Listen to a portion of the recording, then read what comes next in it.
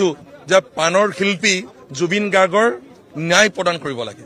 আজি তিনিটা প্ৰশেষ পাৰ হৈ গল এই তিনিটা প্ৰশেষত কৰবাত নহয় কৰবাত যেন আমি দেখিছো আমাৰ প্ৰাণৰ শিল্পীগৰাকীয়ে যেনে ধৰণে ন্যায় পাব বুলি আমি বিশ্বাস কৰিব পাৰিব লাগিছিল সেই বিশ্বাসটো কৰবাত নহয় কৰবাত যেন নাইকিয়া হৈ গৈছে তেনে এক পৰিৱেশলৈ ৰূপান্তৰিত হৈছে এই গোটেই ঘটনা পৰিঘটনাবিলাক যোৱা কালিও মুখ্যমন্ত্ৰী ডক্টৰ হিমন্ত বিশ্ব শৰ্মা ডাঙৰীয়াই কৈ আছে যে জুবিন গাৰ্গক হত্যা কৰা হ'ল কিন্তু এই পৰ্যন্ত কিয় এছআইটিয়ে এখন সংবাদমেল পাতি ক'ব নোৱাৰিলে যে জুবিন গাৰ্গৰ হত্যা হৈছে যদি হত্যা হৈছে কিয় হত্যা হৈছে কোনে হত্যা কৰিলে কেনেকৈ হত্যা কৰিলে সেই কথাখিনি নিশ্চিতভাৱে আজি 1.5 মাহ নালাগে এই কথাখিনি ক'বৰ কাৰণে তেওঁলোকে ক'ব যে তদন্তৰ কাৰণে সকলো কথা ক'ব নোৱাৰে নালাগে সকলো কথা ক'ব কিন্তু হত্যা যদি হৈছে প্ৰকৃত পৰীক্ষা এছআইটিয়ে কিয় এই পৰ্যন্ত পুলিচে কিয় এই পৰ্যন্ত মুখ্যমন্ত্ৰী ডক্টৰ হিমন্ত বিশ্ব শৰ্মা হয় গৃহমন্ত্ৰীৰ লগে লগে তেওঁ এজন ৰাজনৈতিক নেতা তেওঁ কথা বতৰাবিলাকত কৰবাত নহয় কৰবাত ৰাজনৈতিক উদ্দেশ্য প্ৰণোদিত হ'ব পাৰে কিন্তু পুলিচ বা ডিপাৰ্টমেণ্টে বিভাগেটো কেতিয়াও ক'ব নোৱাৰিব ৰাজনৈতিক কথা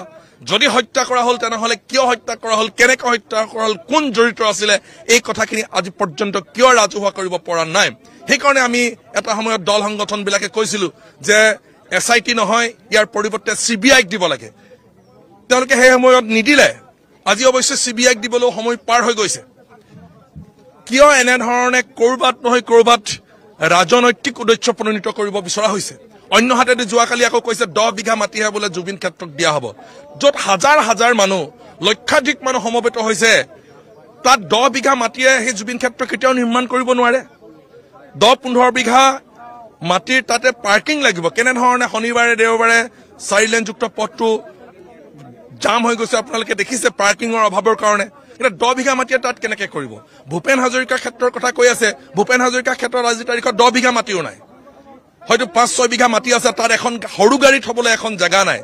ঠাইৰ অভাৱ তাত সাউণ্ড এণ্ড লাইটৰ ব্যৱস্থা কৰা হৈছিল হেতুৰ আজি অভাৱ তাৰমানে প্ৰথমতে আবেগ আছিল কাৰণে সেই সময়ত তেনে ধৰণে হ'ল এতিয়া কিন্তু নাই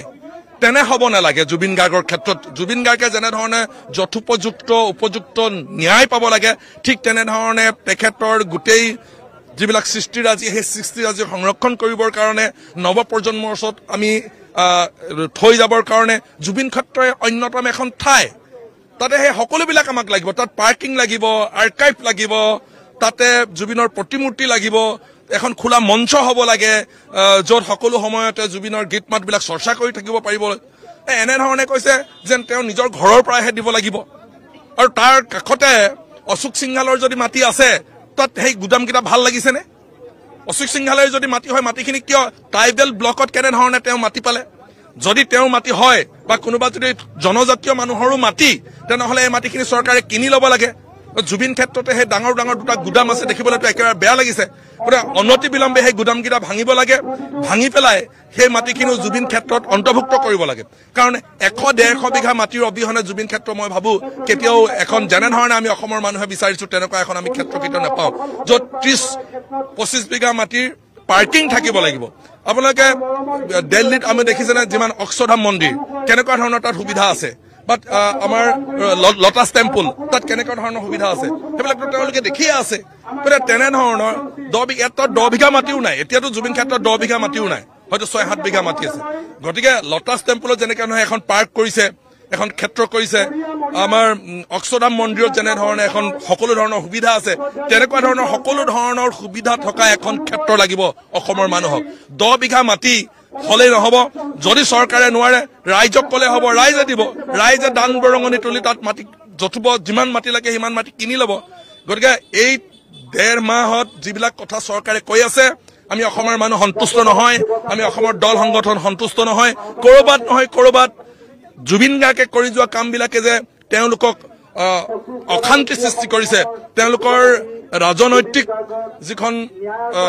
ৰুটি সেই ৰুটি গৰম কৰিবৰ কাৰণে অসুবিধা হৈছে তেওঁলোকৰ হাঁদ খোৱা বাতি যে তল গৈছে সেই কথাটো প্ৰমাণ হৈছে কাৰণ জুবিন গাৰ্গ এজন ধৰ্ম নিৰপেক্ষ ব্যক্তি আছিল তেওঁ হিন্দু মুছলমান অসমীয়া বঙালী তেনেধৰণে ভাগ ভাগ কৰা নাছিল কাৰণ তেওঁলোকে যদি হিন্দু মুছলমান অসমীয়া বঙালী ভাগ ভাগ নকৰে তেনেহলে তেওঁলোকৰ ৰাজনৈতিক যেটো উদ্দেশ্য হেতু উদ্দেশ্য কৰবাত নহয় কৰবাত এটা ধুলি লগত মিলি যাব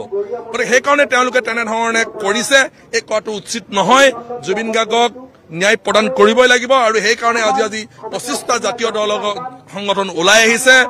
একেবাৰে মৰাণ জনগোষ্ঠীৰ মানুহৰ পৰা নামনি অসমৰ পুছ ৰাজবংশী সকললৈকে ওলাই আহিছে পাহাৰৰ কাৰ্বি সকলৰ পৰা একেবাৰে ভয়ামৰ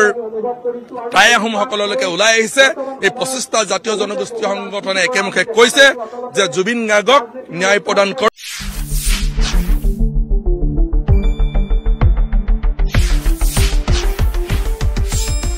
শুদ্ধ আৰু বিস্তৃত বাতৰিৰ বাবে চাই থাকক নিউজ ডেস্ক ৰিপোৰ্ট।